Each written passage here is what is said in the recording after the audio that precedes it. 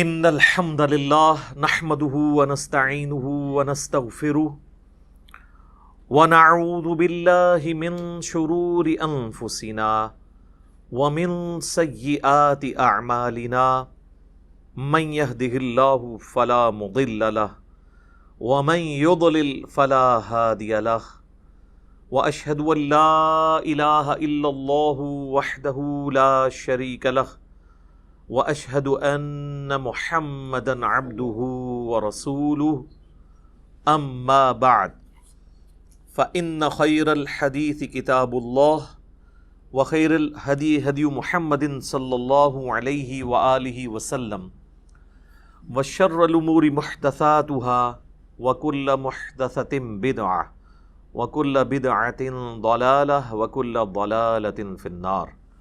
اعوذ باللہ السمیع العلیم من الشیطان الرجیم من ہمزہ ونفخہ ونفثہ بسم اللہ الرحمن الرحیم رب اشرح لی صدری ویسر لی امری واحلل عقدۃ من لسانی یفقہوا قولی.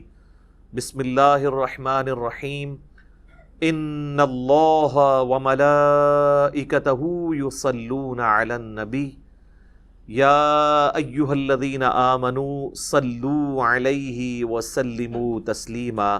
اللہم صلی علی محمد وعلی آل محمد کما صلیت علی ابراہیم وعلی آل ابراہیم انک حمید مجید. اللہم بارک علی محمد وعلی آل محمد کما بارکت علی ابراہیم وعلی آل ابراہیم انک حمید مجید. اللہم ربنا آتنا فی الدنیا حسنة وفی الآخرة حسنة وقنا عذاب النار. ربنا آتنا من لدنک رحمة وہیئ لنا من امرنا رشدا. لا الہ الا انت سبحانک انی کنت من الظالمین. حسبنا اللہ ونعم الوکیل. یا حی یا قیوم برحمتک استغیث ولا حول ولا قوة الا باللہ العلی العظیم. آمین. الحمدللہ آج 23 اگست 2020 کی قرآن کلاس نمبر 42 کی اسٹوڈیو ریکارڈنگ ہونے جا رہی ہے. آج انشاءاللہ تعالی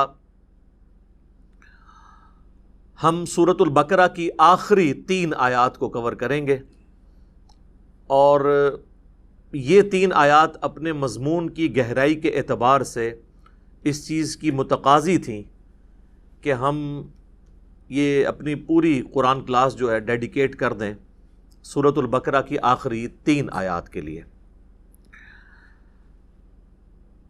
میرے بھائیو، صحیح مسلم میں ایک حدیث ہے کہ اللہ کے محبوب صلی اللہ علیہ وآلہ وسلم کی خدمت میں ایک دفعہ سیدنا جبرائیل علیہ السلام بیٹھے ہوئے تھے، تو اچانک انہوں نے اوپر ایک زوردار آواز سنی تو اپنا سر آسمان کی طرف اٹھایا اور عرض کیا کہ یا رسول اللہ صلی اللہ علیہ وآلہ وسلم، آج آسمان کا ایک ایسا دروازہ کھولا گیا ہے جو آج سے پہلے کبھی نہیں کھلا، اور اس میں سے ایک فرشتہ نازل ہوا ہے جو آج سے پہلے کبھی بھی دنیا میں نازل نہیں ہوا. پھر اس فرشتے نے اللہ کے محبوب صلی اللہ علیہ وآلہ وسلم کی خدمت میں سلام عرض کیا، اور سلام عرض کرنے کے بعد اس نے کہا کہ اے اللہ کے محبوب صلی اللہ علیہ وآلہ وسلم، میں آپ کو اللہ تعالیٰ کی طرف سے 2 نوروں کی بشارت دیتا ہوں جو آپ سے پہلے کسی پیغمبر کو عطا نہیں ہوئے. نمبر 1 فاتحۃ الکتاب یعنی سورۃ الفاتحہ، اور نمبر 2 خواتیم سورۃ البقرہ، سورۃ البقرہ کی آخری آیات. اب یہاں پہ عربی کا جو ورڈ استعمال ہوا ہے وہ خواتیم ہے، اور عربی میں جمع کم از کم 3 سے شروع ہوتی ہے. عربی میں واحد ہے، اس کے بعد تثنیہ ہے اور پھر جمع. جیسا کہ مشرق یہ سنگولر کا صیغہ ہے، اور مشرقین 2 مشرقیں اور مشارق 3 یا 3 سے زیادہ مشرقیں.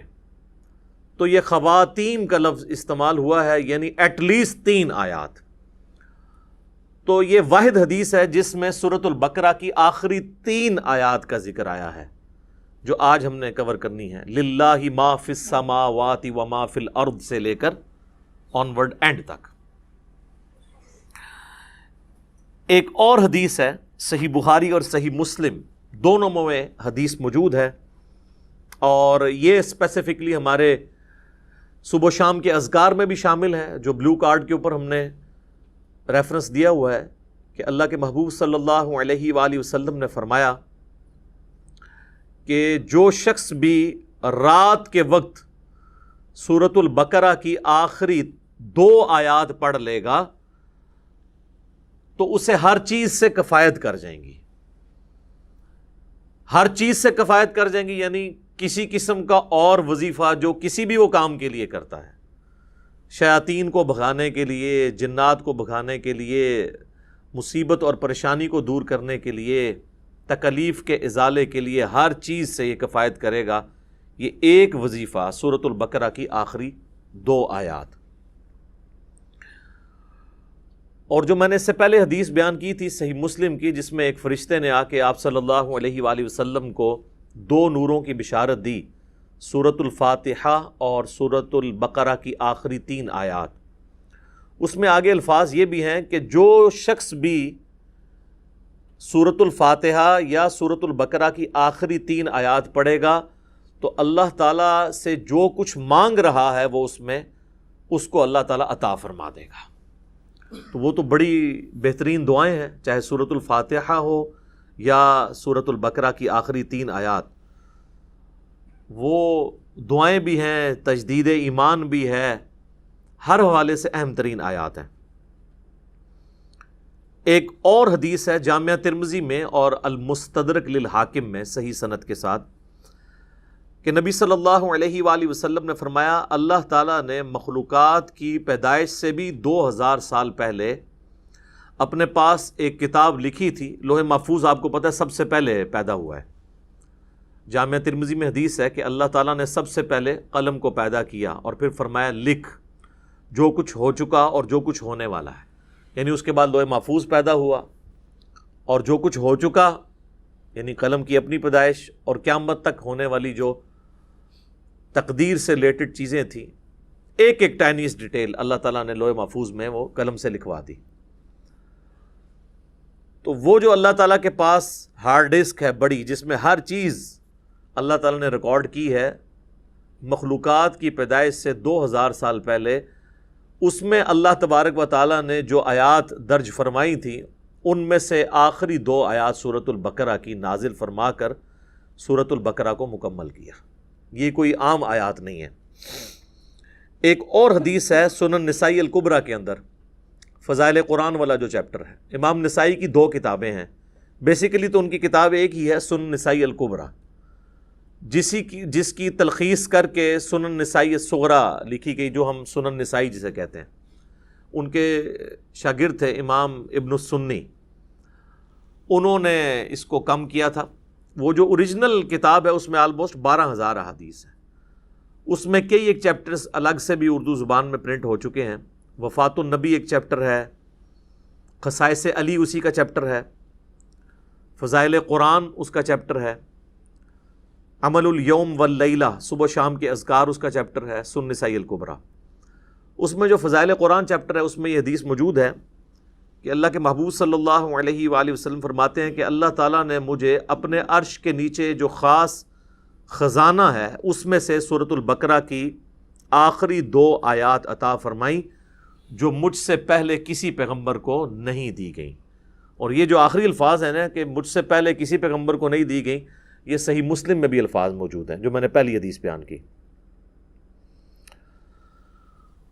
ان آیات کی فضیلت کے لیے یہ چیز بھی بڑی اہم ہے کہ یہ آیات اس دنیا میں نازل نہیں ہوئیں اللہ کے محبوب صلی اللہ علیہ وآلہ وسلم پر، بلکہ شب معراج نازل ہوئی ہیں آسمانوں پر. صحیح مسلم کے اندر موقوفاً ابن مسعود رضی اللہ تعالیٰ عنہ کی حدیث ہے، یعنی ان کا قول، کہ شب معراج اللہ تعالیٰ نے اپنے محبوب صلی اللہ علیہ وآلہ وسلم کو 3 انعامات دیے تھے۔ نمبر 1 5 نمازیں، نمبر 2 سورۃ البقرہ کی آخری 2 آیات، اور نمبر 3 جو کوئی بھی آپ صلی اللہ علیہ وآلہ وسلم کا امتی شرک نہیں کرتا ہوگا، at the end of the day Allah تعالیٰ اس کو معاف فرما دے گا، چاہے وہ اپنا عذاب بھگت کے، لیکن الٹیمیٹلی جو بخاری مسلم میں حدیث ہے کہ آخری دفعہ اللہ تعالیٰ مجھے اس چیز کی بھی اجازت دے گا کہ میں دوزخ میں سے اس شخص کو بھی نکال دوں جس کے دل میں رائی کے دانے کے برابر بھی ایمان ہے، یعنی جس نے، ایک اور حدیث میں بخاری مسلم کے الفاظ ہیں، جس کے پلے سوائے اس کے کوئی نیکی نہیں ہوگی کہ صرف اس نے ایک دفعہ کلمہ پڑھا ہوگا۔ لیکن یہ بالکل اینڈ پہ ہے، یعنی یہ نہیں ہے کہ یہ کلمہ پڑھنے سے ہی جنت مل جانی ہے۔ واللہ عالم، وہ 1000 سال لگیں، لاکھ سال لگیں، کروڑ سال لگیں، وہ اللہ کو پتہ ہے۔ اللہم اجرنا من النار، آمین۔ یہاں تو لوگ بڑی آسانی کے ساتھ کہہ دیتے ہیں نا جی خیر ہے، دیکھی جائے گی، کوئی مسئلہ نہیں ہے، اور انہی سے کہا جائے نا کہ آپ 10 سیکنڈ کے لیے موم بتی کے فلیم کے اوپر اپنا ہاتھ رکھیں تو نہیں رکھ سکتے، اور جہنم کے بارے میں کہتے ہیں دیکھی جائے گی، ایک پھیرا ہی لگے گا۔ تو بس یہ دیوانگی کی سوچ ہے، اس کا حقیقت کے ساتھ کوئی تعلق نہیں ہے۔ تو یہ میرے بھائیوں، میں نے چند احادیث بیان کر دی سورۃ البقرہ کی آخری 3 آیات کی، اور اس میں سے بھی اسپیسیفکلی آخری 2 آیات، آمن الرسول بما انزل الیہ من ربہ والمؤمنون سے آنورڈ۔ ان آیات کو پڑھنے کی روٹین بنائیں، اور چونکہ بخاری مسلم میں الفاظ ہیں کہ جو رات کے وقت میں پڑھ لے گا اسے ہر چیز سے کفایت کریں گی، تو رات کی ڈیفینیشن شریعت کے اندر مغرب کے بعد رات شروع ہو جاتی ہے، غروب آفتاب کے ساتھ ہی۔ اسی لیے سورۃ البقرہ میں آیا نا کہ روزے کو رات ہونے تک مکمل کرو، تو رات شریعت میں غروب آفتاب کے بعد سٹارٹ ہو جاتی ہے، کیونکہ چاند بھی آپ دیکھیں اگلے مہینے کا سٹارٹ جو ہے وہ رات کے وقت چاند نظر آ جاتا ہے، مغرب کے فوراً بعد ہی۔ پہلی کا چاند تھوڑی دیر کے لیے نظر آتا ہے مغرب کے فوراً بعد، تو مغرب کے بعد بھی آپ ان آیات کو پڑھ سکتے ہیں، عشاء کے بعد بھی پڑھ سکتے ہیں، رات کو سونے سے پہلے بھی پڑھ سکتے ہیں۔ اس کی روٹین بنائیں اور اسے کبھی سکپ نہ ہونے دیں۔ کوئی مشکل وظیفہ نہیں ہے، سارے وظائف کے اوپر بھاری ہے یہ وظیفہ، اور کچھ عرصہ آپ اپنی روٹین بنائیں گے تو آپ کو یہ خود بخود زبانی یاد ہو جائیں گی، آپ کو کوئی اس کے لیے محنت نہیں کرنی پڑے گی۔ آخری 3 آیات کا وظیفہ بنا لیں، للہ ما فی السماوات و ما فی الارض۔ ویسے عموماً پبلک کے اندر تو جتنی بھی احادیث مشہور ہیں وہ آخری 2 آیات سے ریلیٹڈ ہیں، لیکن آج جو میں نے آپ کو صحیح مسلم کی ایک حدیث بتائی ہے نا، اس میں چونکہ خواتین کا لفظ ہے تو آخری 3 آیات، اس لیے آپ دیکھیں گے قرآن حکیم میں سورۃ البقرہ کا جو آخری رکوع ہے نا وہ انہی 3 آیات پہ مشتمل ہے۔ تو اب اپنی روٹین، اگر کوئی شخص آمن الرسول سے پڑھتا تھا تو وہ اس کو پیچھے لے کے آئے، للہ ما فی السماوات و ما فی الارض، یہاں سے لے کے آنورڈ اس کو پڑھنا شروع کریں۔ چند دن آپ پڑھیں گے تو خود بخود آپ کو یہ آیات زبانی یاد ہو جائیں گی، کوئی بیٹھ کے پوری انٹینشن کے ساتھ یاد نہیں کرنی پڑیں گی۔ اس کا آسان طریقہ یہ ہے کہ نماز مغرب یا نماز عشاء کے بعد مسجد سے نکلنے سے پہلے یا گھر میں سنتیں ادا کر رہے ہیں تو مصلی کو اٹھانے سے پہلے مصحف ہاتھ میں پکڑیں اور اسے ایک بار پڑھ لیں اپنی روٹین کے اندر۔ آج کل تو اسمارٹ فون ہے، کوئی ایشو نہیں ہے، موبائل فون کھول کے بھی اس میں بھی پڑھا جا سکتا ہے۔ یہ وظیفہ ضرور اپنی زندگی کے اندر لے کر آئیں۔ اس میں آپ دیکھیں گے کہ سٹارٹ تو اللہ تعالیٰ کی تعریف کے ساتھ ہوا ہے، للہ ما فی السماوات و ما فی الارض۔ اس کے بعد کچھ کریٹیکل چیزیں ڈسکس ہوئی ہیں کہ اللہ تعالیٰ گرفت فرما سکتا ہے، جو کچھ تم دل میں چھپاتے ہو یا ظاہر کرتے ہو، کچھ بھی اعمال ہیں وہ اللہ تعالیٰ اس پہ گرفت کر سکتا ہے۔ انشاءاللہ میں اس کی تفسیر بھی بعد میں بیان کروں گا۔ اور اس کے بعد پھر ایمانیات کا ذکر ہے جو بیسیکلی 3 مسلمانوں کے عقائد ہیں، عقیدہ توحید، عقیدہ رسالت اور عقیدہ آخرت. ان 3 عقائد کی تجدید ہے اس کے اندر. عموماً آپ نے دیکھا ہوگا نا، لوگ کہتے ہیں رات کو مرنے سے پہلے جی آپ نے جو ہے نا وہ تجدید ایمان کرنی ہے. ظاہر ہے موت ہی ہے نا، نیند. صحیح بخاری میں حدیث ہے کہ آپ رات کو سوتے ہوئے کیا دعا مانگتے ہیں؟ اللہم بِاسْمِکَ اموت و احیا، اے اللہ میں تیرے نام کے ساتھ مرتا اور جیتا ہوں. تو وہ آپ مر رہے ہوتے ہیں. سورہ الزمر کے اندر بھی اللہ تعالیٰ نے فرمایا کہ اللہ تعالیٰ جو ہے وہ رات کو تمہارے نفس کو قبض فرما لیتا ہے، اور جس کی زندگی باقی ہوتی ہے اس کی روح واپس بھیج دیتا ہے، اور جس کو اللہ تعالیٰ نے موت دینی ہوتی ہے اس کی اپنے پاس روک لیتا ہے. اچھا، پھر صحیح بخاری میں جو سو کر اٹھنے کی دعا ہے وہ کیا ہے؟ الحمدللہ الذی احیانا بعد ما اماتنا. تمام تعریفیں اس اللہ کے لیے ہیں کہ جس نے مرنے کے بعد ہمیں دوبارہ زندہ کیا. کیونکہ موت اور نیند یہ دونوں بہنیں ہیں. تو رات کو مرنے سے پہلے یا سونے سے پہلے آپ دیکھتے ہیں کئی لوگ ہیں رات کو سوتے ہیں اڑتا ہی نہیں صبح. تو رات کو سونے سے پہلے ایٹ لیسٹ ایک دفعہ تجدید ایمان کا موقع مل جاتا ہے کہ ہم اپنے ایمان کو ریپیٹ کر لیں. اگر دن میں کوئی غلطی سے زبان سے کلمات نکل گئے تو اللہ تعالیٰ کے حضور اپنا ایمان دوبارہ سے رینیو کروا لیں. اور وہی یہ دعائیں ہیں: آمن الرسول بما انزل الیہ من ربہ والمؤمنون کل آمن باللہ وملائکتہ وکتبہ ورسلہ. یہ ساری ایمانیات ہیں. اس کے بعد دعائیں ہیں اللہ تعالیٰ سے، اور پھر سورۃ البقرہ کا اینڈ ہوتا ہے.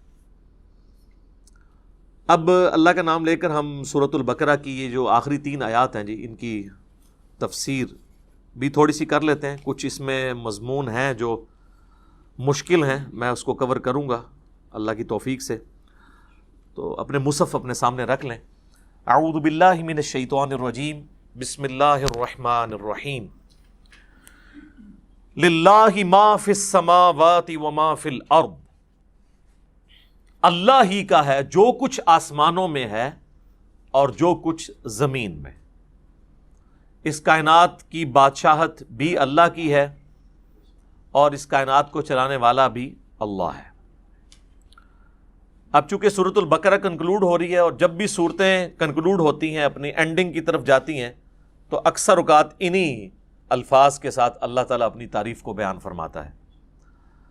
وَإِن تُبْدُوا مَا فِي أَنفُسِكُمْ، اور اگر تم ظاہر کرو جو کچھ تمہارے جی کے اندر ہے، أَوْ تُخْفُوهُ، یا اسے چھپا لو، يُحَاسِبْكُمْ بِهِ اللَّهُ، اللہ تعالیٰ اس کے اوپر بھی حساب لے گا.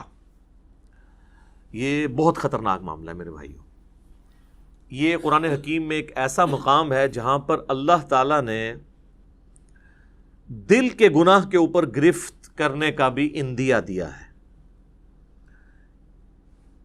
یہ چند آیات میں سے ہے جو قرآن حکیم میں جن کی تفسیر بڑی مشکل ہے اور اس کے بارے میں کافی اختلاف پایا جاتا ہے.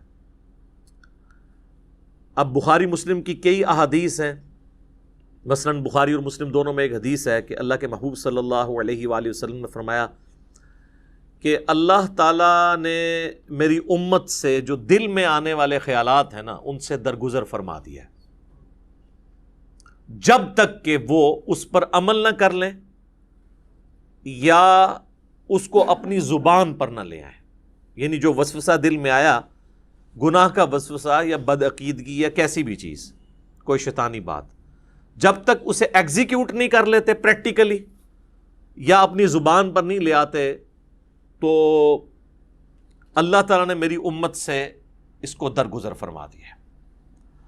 اب یہ حدیث بخاری میں بھی ہے اور مسلم میں بھی. ظاہر ایک مضبوط حدیث ہے، ٹاپ آف دا لسٹ 2 کتابوں کے اندر ہے.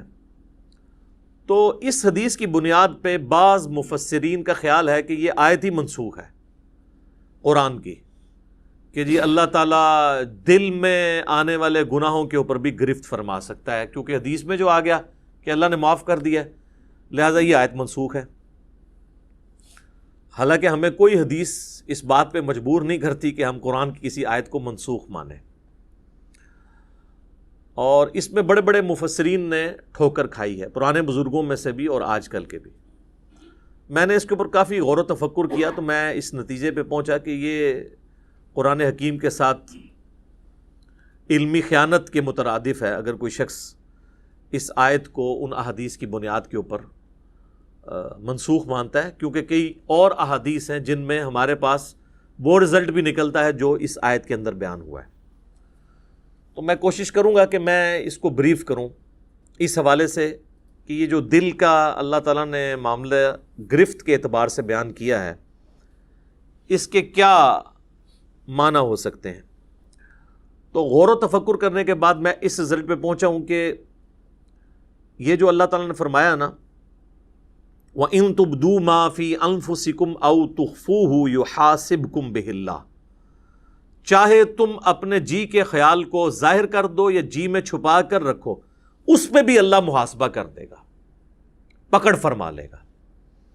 اس کے دو معنی ہو سکتے ہیں، ایک تو یہ ہے کہ دل کی نیت کے اوپر اللہ تعالیٰ گرفت کرے کہ کسی نے نیکی کا کام بظاہر تو بڑا اچھا کیا، دل میں ریاکاری کی نیت تھی، تو اللہ تعالیٰ اس دل کے خیال کے اوپر گرفت کرتے ہوئے اس کی نیکی کو زیرو سے ملٹیپلائی کر دے گا۔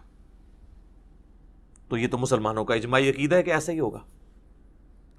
اور دوسرا معنی یہ ہے کہ دل میں آنے والا ایسا وسوسہ جو جان بوجھ کر لایا جائے یا کسی گناہ کا خیال اپنے دل میں جان بوجھ کر لایا جائے اور اس خیال کو لانے کے بعد اس کی پیروی کرتے ہوئے اس کی لذت دل میں محسوس کی جائے جان بوجھ کر، تو اس کے اوپر بھی گرفت ہوگی۔ یہ دونوں معنی اپنی جگہ درست ہیں۔ پہلے والا تو ہمیں پتہ ہی ہے، ریاکاری والا، بخاری اور مسلم دونوں میں حدیث ہے، بخاری کی پہلی حدیث ہی یہی ہے، انما الاعمال بالنیات، اعمال کا دار و مدار نیتوں کے اوپر ہے، اور یہ نیک اعمال کے بارے میں ہے، برے اعمال کے بارے میں نہیں۔ برا عمل چاہے اچھی نیت سے بھی کیا جائے وہ گناہ ہی ہے، یہ نیک اعمال کے بارے میں، کیونکہ اس سے آگے الفاظ ہیں اسی حدیث میں کہ اعمال کا دار و مدار نیت پہ ہے۔ اگر کسی شخص نے اللہ اور اس کے رسول کے لیے ہجرت کی تو اس کی نیت اللہ اور اس کے رسول کے لیے لکھی جائے گی، اور اگر کسی شخص نے کسی عورت کی نکاح کی خواہش میں ہجرت کی تو اس کی ہجرت اس کے لیے لکھی جائے گی۔ اگرچہ نکاح کی خواہش کوئی بری چیز نہیں ہے، لیکن اللہ تعالیٰ کہتا ہے کہ میرے اعتبار سے جو نیکی کرنی ہو پیورلی میرے لیے ہو۔ تو یہ چیز بتا رہی ہے کہ نیک عمل میں خالصتاً اللہ کی نیت ہو، برے عمل کا تو لینا دینا ہی نہیں اس کے ساتھ، کیونکہ انہی احادیث کو لوگ مس یوز کر کے ایکسٹرا جوڈیشل ایکٹیویٹیز پرفارم کرتے ہیں۔ ہمارے مولویوں کے ورغلائے ہوئے لوگ بھی اور ہمارے بعض ریاستی اداروں کے ورغلائے ہوئے لوگ بھی، اور کہتے ہیں جی نیت تو ہماری اچھی تھی، اگرچہ کام برا کر دیا، بندہ مار دیا، خیر اللہ تعالیٰ معاف کرے گا۔ نہیں، تو میری اس کے اوپر پہلے سے ویڈیوز آ چکی ہوئی ہیں، آپ یوٹیوب پہ جا کے لکھیں ایکسٹرا جوڈیشل کلنگ ان اسلام، جو یہ آپ کو پتہ ہے سائیوال انسیڈنٹ ہوا تھا، اس پہ میں نے یہ ساری پھر چیزوں کو بریف بھی کیا تھا قرآن اور احادیث کی روشنی میں۔ تو یہ نیک عمل کے بارے میں ہے کہ اگر وہ نیک عمل اچھی نیت سے ہوگا، اللہ کے لیے ہوگا تو اجر ملے گا، اور اگر اللہ کے لیے نہیں ہے تو اجر زیرو سے ملٹیپلائی، ختم۔ اسی کو سپورٹو وہ صحیح مسلم کی حدیث ہے کہ اللہ تعالیٰ تمہاری شکلوں اور مال کو نہیں دیکھتا، دلوں اور اعمال کو دیکھتا ہے۔ شکل خوبصورت ہے، مال اللہ کی راہ میں کوئی خرچ بھی کر رہا ہے، لیکن دل میں نیت کسی اور چیز کی ہے تو اللہ نے دل کو دیکھنا ہے، اور پھر اعمال بھی اچھے ہونے چاہیے، اس چیز کو بھی دیکھنا ہے اللہ تعالیٰ نے۔ اسی کو سپورٹو صحیح مسلم کی ایک اور حدیث جو میں نے کئی دفعہ بیان کی ہے، قیامت والے دن اللہ تعالیٰ کی بارگاہ میں ایک شہید، ایک قرآن کے عالم اور ایک سخی کو پیش کیا جائے گا۔ اللہ تعالیٰ شہید کے سامنے اپنی نعمتیں گنوائے گا اور پھر پوچھے گا کہ تجھے میں نے اتنا کچھ دیا، اس کے بدلے میں تو نے کیا کیا؟ وہ کہے گا یا اللہ جان ہی تو تھی تیرے لیے دے دی۔ واقعی یہ تو بات حقیقت ہے کہ انسان سب سے زیادہ کسی کے لیے یہی کر سکتا ہے کہ اپنی زندگی دے دے۔ تو اللہ تعالیٰ فرمائے گا کہ تم نے جان اس لیے دی کہ لوگ تمہیں بہادر سمجھے، تو دنیا میں تمہیں تمہارا اجر مل چکا ہے، پھر اللہ تعالیٰ اسے اوندے منہ گھسیٹ کر جہنم میں پھینک دے گا۔ اللہم اجرنا من النار، آمین۔ پھر ایک قرآن کے عالم کو بلایا جائے گا، اللہ تعالیٰ فرمائے گا میں نے تجھے قرآن کا علم دیا تو اس کے بدلے میں تو نے میرے لیے کیا کیا؟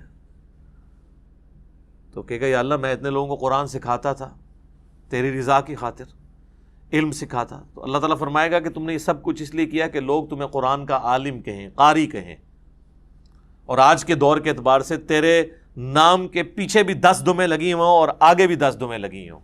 دیکھا نہیں آپ نے علماء کے اشتہاروں پہ نام اتنے مشکل الفاظ لکھے ہوئے ہوتے ہیں، حالانکہ وہ الفاظ بھی شرما رہے ہوتے ہیں کہ کس کے ساتھ لگا دیا۔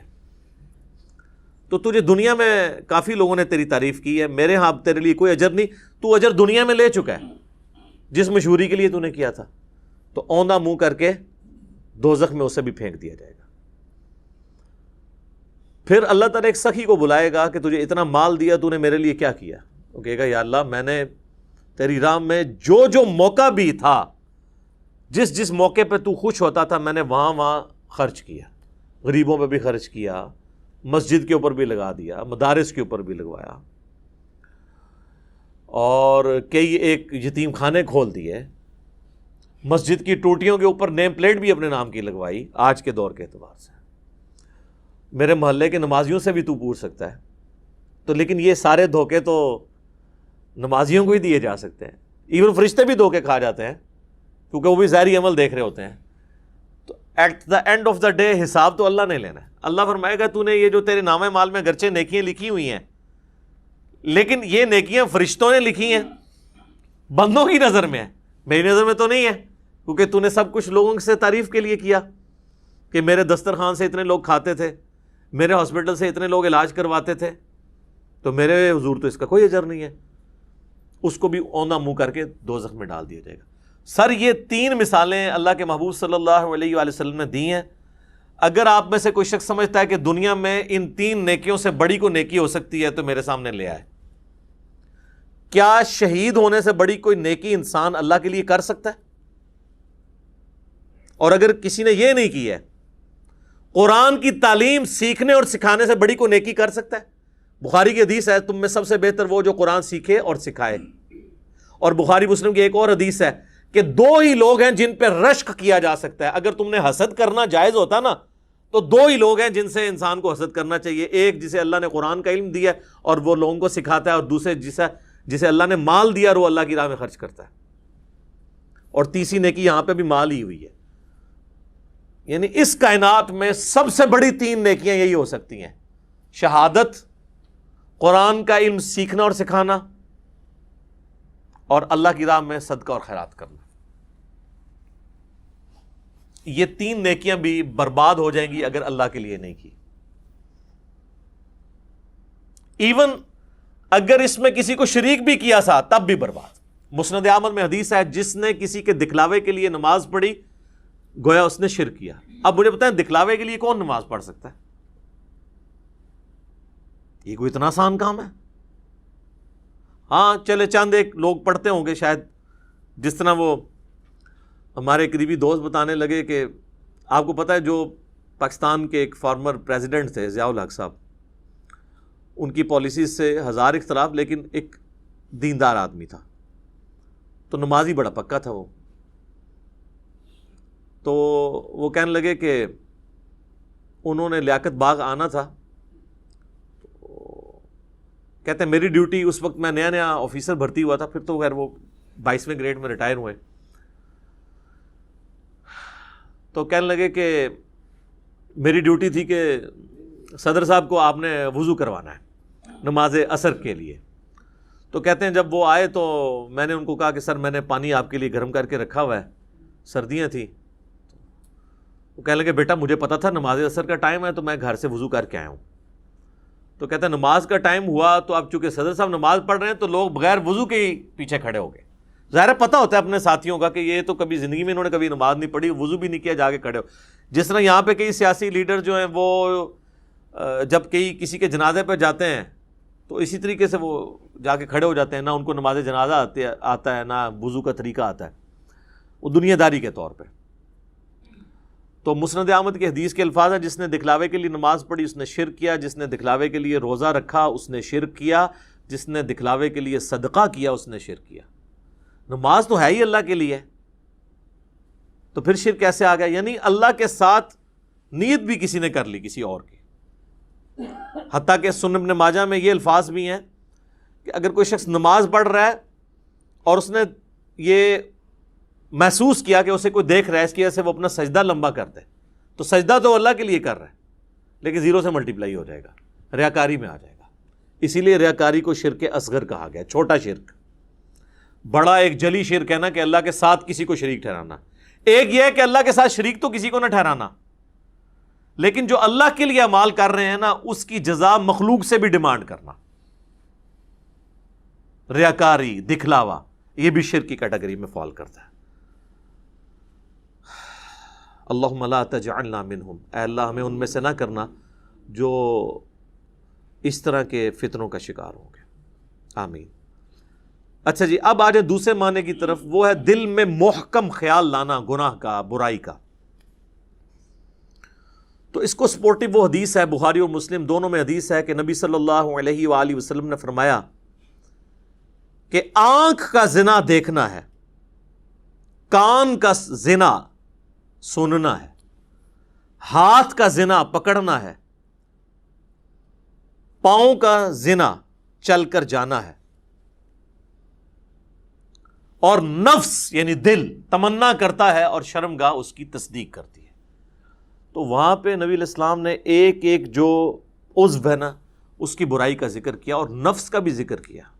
اگر کسی نے برائی کا خیال جان بوجھ کر اپنے جی میں لا کر اس سے لذت حاصل کی تو فرشتوں کو تو نہیں پتا اس کا، لیکن اللہ کے حضور اس کی گرفت ہوگی، وَلِعَوْذُ بِاللَّهِ تَعَالَى۔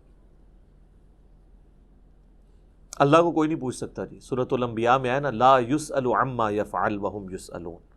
اللہ کو کوئی نہیں پوچھ سکتا کہ اس نے کوئی کام کیوں کیا، اللہ ہر ایک کو پوچھ سکتا ہے وَهُمْ يُسْأَلُونَ کہ تم نے یہ کام کیوں کیا۔ تو اللہ تعالیٰ دل کے خیالات کے اوپر بھی گرفت فرما سکتا ہے، وَلِعَوْذُ بِاللَّهِ تَعَالَى۔ البتہ وہ حدیث اپنی جگہ ایک تسلی والی ہے بخاری اور مسلم میں کہ اللہ تعالیٰ نے میری امت سے دل کے خیالات کے اوپر درگزر فرما دیا ہے جب تک کہ اس پر عمل نہ کر لیں یا اس کو اپنی زبان پر نہ لے آئیں، یعنی دل میں آنے والے وسوسوں کو۔ لیکن اس کو بھی اسی اعتبار سے سمجھنا ہوگا کہ یہ بھی وسوسے وہ ہوں گے جو خود بخود آ جائیں، جو جان بوجھ کے لائے جاتے ہیں نا وہ سر اس کیٹیگری میں نہیں آئیں گے۔ بہرحال اللہ تعالیٰ کی رحمت کا ایک تقاضا بھی ہے، وَكَتَبَ رَبُّكُمْ عَلَى نَفْسِهِ الرَّحْمَةِ، جو سورۃ الانعام میں ہے کہ اللہ نے اپنے اوپر خود سے ایک چیز واجب کر لی ہے کہ میں ہر حال میں رحم ہی کروں گا، جو بخاری مسلم دونوں میں حدیث ہے کہ میری رحمت میرے عرش پہ، میں نے اپنے پاس ایک عبارت لکھ لی تھی مخلوق کی پیدائش سے پہلے کہ میری رحمت میرے غضب پر سبقت لے جانے والی ہے۔ یہ برابر بھی ہوتی نا تب بھی ہمارے لیے مصیبت ہو جاتی، اسی لیے کہتے ہیں نا کہ اللہ تعالیٰ سے عدل نہیں مانگنا چاہیے بلکہ اللہ تعالیٰ سے اس کا فضل مانگنا چاہیے۔ اللہم انی اسألک من فضلک ورحمتک، آمین۔ اور صحیح مسلم میں ایک اور حدیث ہے کہ صحابہ اکرام کہتے ہیں کہ یا رسول اللہ ہمارے دل میں بعض اوقات ایسے خیالات آتے ہیں کہ ہمیں بڑے بھاری گزرتے ہیں کہ ہم کسی سے اس کا ذکر بھی کریں۔ یہ اکثر لوگ پوچھ رہے ہوتے ہیں نا دل میں جناب وسوسے آتے ہیں، نماز میں بھی بعض لوگوں کو آ جاتے ہیں، تو آپ صلی اللہ علیہ وآلہ وسلم نے فرمایا کیا تم واقعی دل میں ایسے خیالات محسوس کرتے ہو؟ تو ان کا یا رسول اللہ ایسے ہی ہے۔ تو آپ نے فرمایا یہ تمہارے ایمان کی دلیل ہے، کیونکہ ایمان کا چور کون ہے؟ شیطان۔ شیطان اسی دل پہ حملہ کرے گا جس میں ایمان موجود ہوگا۔ اسی کو سپورٹیو ایک سنن ابی داؤد میں حدیث ہے، صحابہ نے کہا یا رسول اللہ بعض اوقات ہمارے دل میں ایسے خیالات آتے ہیں کہ ہمارا دل چاہتا ہے کہ ہم جل کے کوئلہ ہو جائیں لیکن اپنی زبان پہ اسے کبھی نہ لائیں۔ تو آپ نے فرمایا اللہ کا شکر ادا کرو کہ اللہ تعالیٰ نے اس کو وسوسہ بنا دیا ہے، تم نے پریکٹیکلی ان خیالات پہ عمل نہیں کیا۔ یہ بھی ایمان کی ایک دلیل ہے۔ ایک اور زبردست حدیث ہے بخاری اور مسلم میں کہ نبی صلی اللہ علیہ وآلہ وسلم نے فرمایا کہ جب بندہ نیکی کا ارادہ کرتا ہے نا تو اللہ تعالیٰ فرشتے سے فرماتا ہے جو کرامن کاتبین ہیں کہ میرے بندے کی ایک نیکی لکھ لو، کیے بغیر ہی ارادے کے اوپر۔ ظاہر ہے وہ اللہ تعالیٰ مطلع کر دیتا ہے فرشتے کو، اور جب وہ نیکی کرتا ہے نا پھر اللہ تعالیٰ فرماتا ہے اب اس کی نیکی کو 10 سے لے کر 700 گنا تک بڑھا دو، جس طرح اللہ تعالیٰ ان کو گائیڈ کرتا ہے کہ جس کا جو لیول ہے اس کے اعتبار سے۔ 10 تو ملنا ہی ہے نا، جو سورۃ الانعام میں باقی صورتوں میں آیا کہ جو ایک نیکی لے کے آئے گا اس کے بدلے اسے 10 دی جائیں گی، جو بخاری مسلم میں آیا کہ نمازیں تو 5 پڑھی جائیں گی لیکن ثواب 50 کا ملے گا، 10 گنا۔ اور جب میرا بندہ برائی کا ارادہ کرتا ہے تو اللہ تعالیٰ فرماتا ہے کہ اس کی برائی نہ لکھو کیونکہ صرف اس نے ارادہ کیا ہے، اور اگر وہ برائی سے رک جائے تو اللہ تعالیٰ فرماتا ہے ایک نیکی لکھ لو کیونکہ اس نے برائی کو جو چھوڑا ہے یہ بھی ایک نیکی ہے۔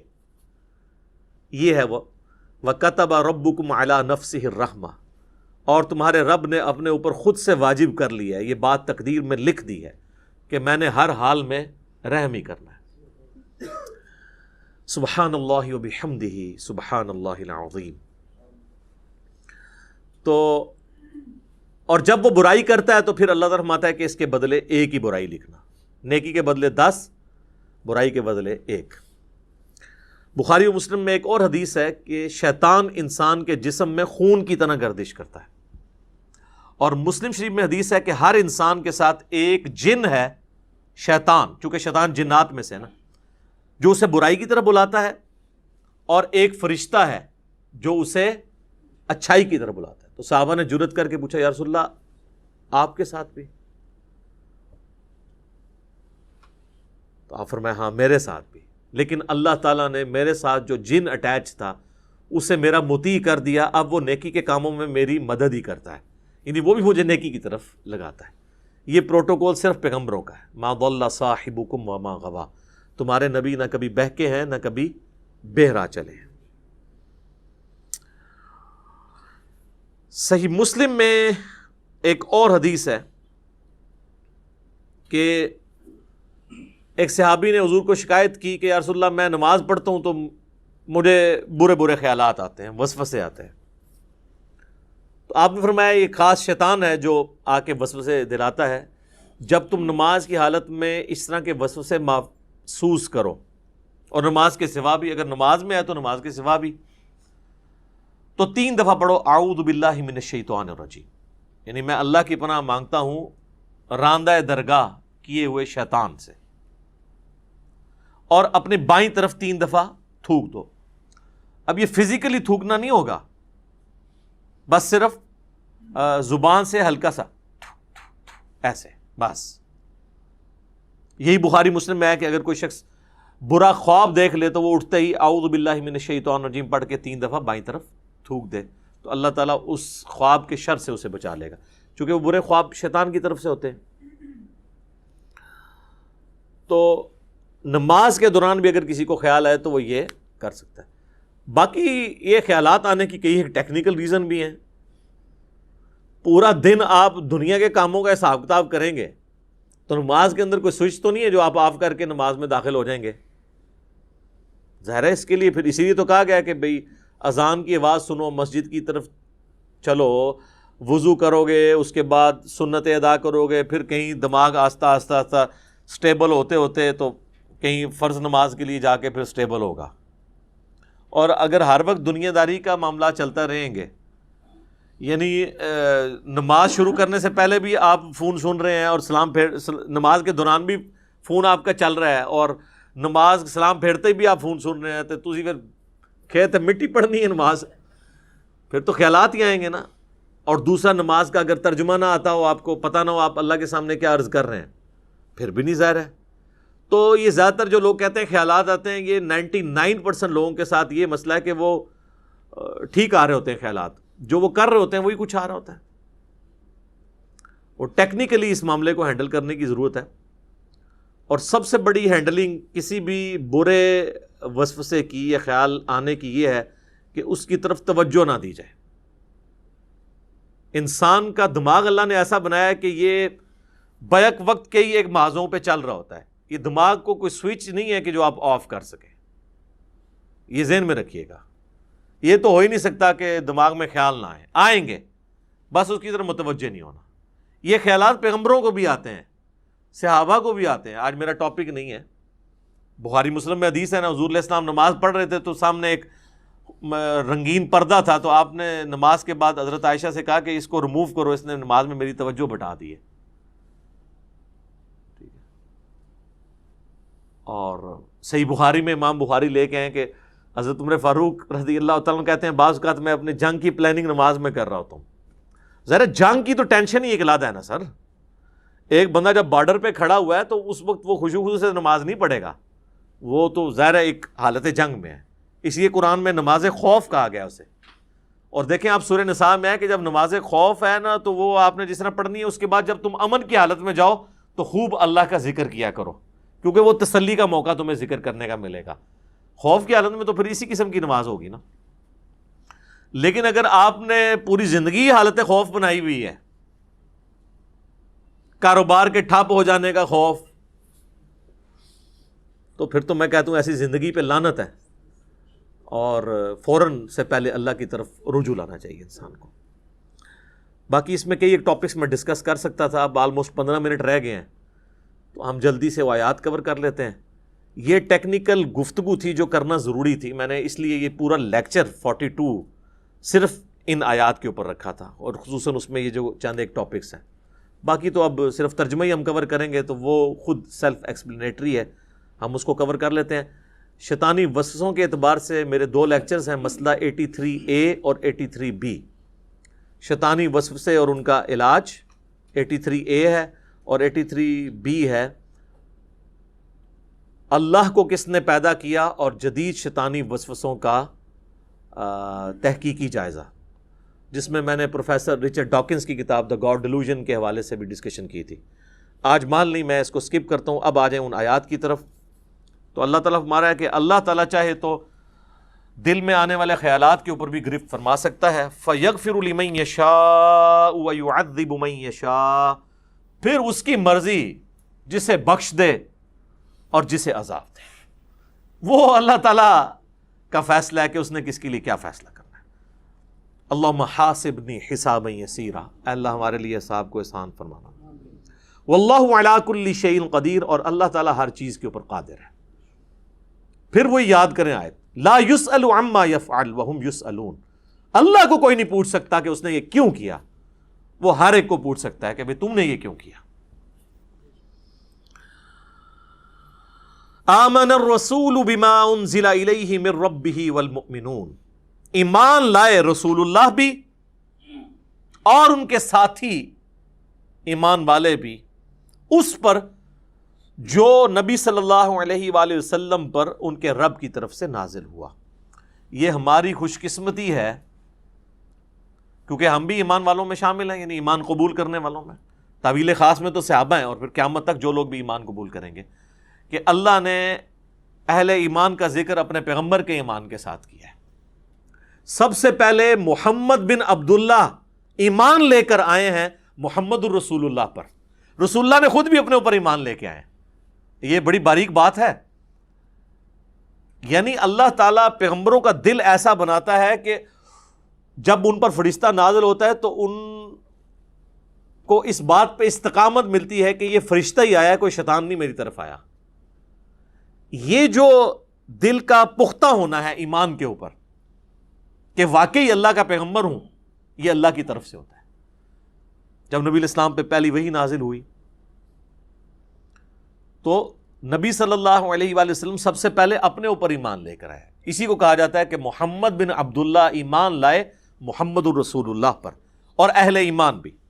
کل آمن باللہ وملائکتہ وکتبہ ورسلہ. اب یہ سب کے سب لوگوں کا یہ حال ہے کہ یہ ایمان لاتے ہیں اللہ پر اس کے تمام فرشتوں پر، اس کی کتابوں پر اور اس کے رسولوں پر۔ تو عقیدہ توحید اور رسالت اس میں کور ہو گیا۔ آخرت کا ذکر تو بعد میں آ جائے گا۔ فرشتوں پر ایمان، کتابوں پر ایمان بھی توحید اور رسالت کی کیٹیگری میں ہی فال کرتا ہے۔ فرشتوں کو اللہ نے پیدا کیا اور پیغمبروں پہ ہی کتابیں نازل ہوتی ہیں۔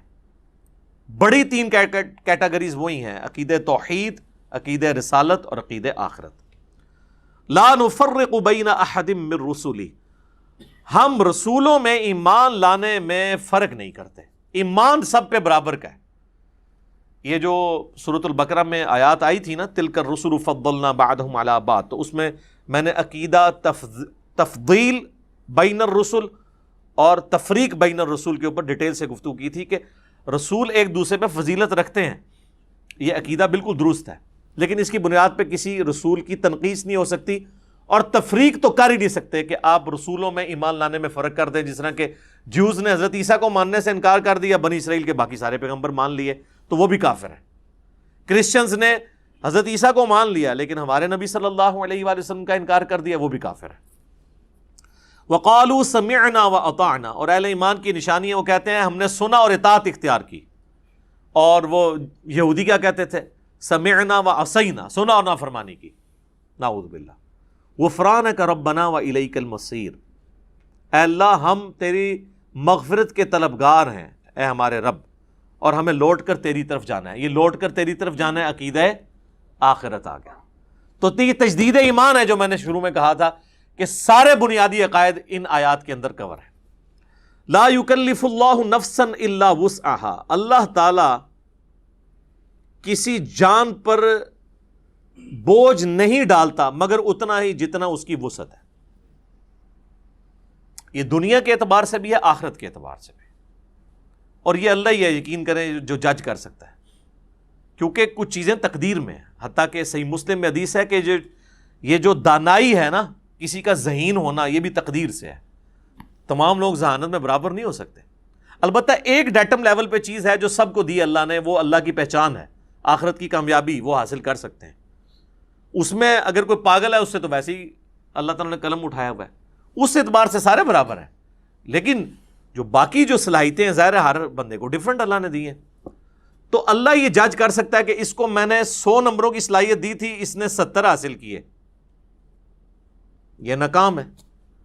اس بیچارے کو صلاحیت ہی 50 کی دی تھی، اس نے 50 میں سے 50 حاصل کر لیے، اگرچہ 70 سے کم ہے، لیکن اس کی 100/100 ہے۔ اسی لیے کہا جاتا ہے کہ نیکیاں قیامت والے دن گنی نہیں جائیں گی، تولی جائیں گی۔ کسی شخص کی ایک نیکی کسی کے 1,00,000 نیکی کے برابر بھی ہو سکتی ہے، کیونکہ جو اسے اللہ نے شاکلہ دیا تھا، سورہ بنی اسرائیل میں سے کہا گیا نا کہ شاکلہ ہے، گیون سرکمسٹانسز، جو ماحول دیا گیا، کچھ چیزیں آپ کو تقدیر کے اعتبار سے دی گئیں، ظاہر ہے وہ تو آپ چینج نہیں کر سکتے، انہی حالات و واقعات میں آپ بیسٹ کتنا پرفارم کر سکتے تھے۔ لیکن یہ نہ ہو کہ کوئی شخص دنیا میں تو ماشاءاللہ بڑا تیز ہو اور دین کا معاملہ ہے کہ جی ہماری تو استطاعت ہی کوئی نہیں، جی بالکل ٹائم ہی نہیں ملتا جی، ٹائم سارا تو دنیا نو لایا، ٹائم تو کتوں لبے، فوٹو کاپی ہوندی ٹائم دی۔ تو دنیا داری میں وہ فل تیز، آپ دیکھیں کتنے آپ کو لوگ نظر آئیں گے جب دین کی بات کریں تو لگتا ہے کہ یہ بیچارے بالکل گئے گزرے ہیں، لیکن ان کو آپ کبھی اپنی دکان پہ دیکھیں تو یہ تو دنیا میں تو میں آپ سے یہ بات کروں گا نا، اور تو کوئی جرت نہیں کرے گا یہ بات کرنے کی، کیونکہ لوگ ڈرتے ہیں آپ لوگوں سے یہ بات کرتے ہوئے، لیکن آخرت میں چمڑی اتر جانی ہے کہ اللہ تعالیٰ فرمائے گا اچھا تو بالکل ہی سیدھا سا، سمجھ ہی کوئی نہیں لگی۔ تو وہ اس کی وسعت کے مطابق، لہا ما کسبت وعلیہا مکتسبت، اسے اجر ملے گا اس کے کیے ہوئے نیک اعمال کا بھی، اور وبال بھی ہوگا جو اس نے برے اعمال کمائے ہیں۔ لہا اس کے لیے، علیہا اس پر، ربنا لا تؤاخذنا ان نسینا واخطأنا، آمین۔ اے رب ہمارے مت گرفت فرمانا ہماری، کبھی ہم بھول جائیں یا خطا کر بیٹھیں۔ انسان بھول چوک بھی ہو سکتی ہے، اور کبھی یہ کہ کام ٹھیک کر رہا ہے، بھولا نہیں ہے، لیکن اس دوران کوئی اجتہادی غلطی ہو گئی ہے، تو اے اللہ ہم سے درگزر فرمانا، آمین۔